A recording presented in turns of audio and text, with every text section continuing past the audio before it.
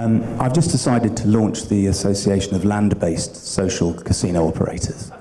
I'm going to have a chain of premises across the UK which invite children from 12 up to come in and play casino games. I'm going to give them chips, and they're going to be able to buy chips in denominations of anything up to £100 plus if they want to.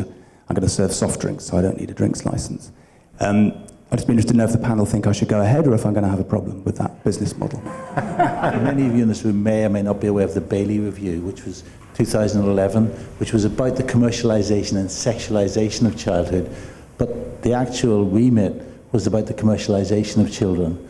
And you can see it's not a big step when you start to look at protecting children from pornography, to protecting children from gambling, and that area, and you look at this material, and I just say to people, the approach may come from a protection of children area with a wider context. Well, as I say, it comes back to how serious a problem it is. If it's a serious enough problem, there will be. Just as with restrictions on kids gambling on phones.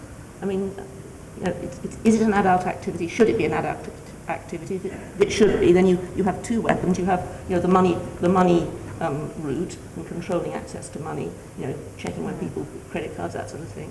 If you're paying without money, then obviously it's the marketing and the promotion that's your main weapon. And this is a unique industry where you do rely on third-party platform to actually access your game, which is very different from the gambling industry.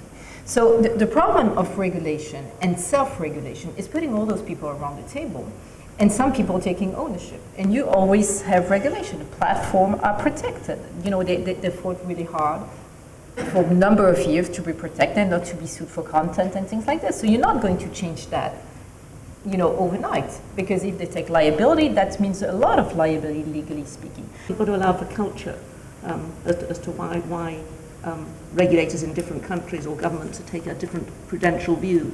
We have an online market, live and active. So in a sense, there aren't quite those same sorts of pressures to protect people from that here. And I think today the point is of the regulator is to provide a safe environment for an industry to develop with certain safeguards. So there's a balance between self-regulation, and I agree it's a challenge, but self-regulation has always been a challenge in every type of industry. So I think that it's a collaboration between associations and regulators that actually can make a way through.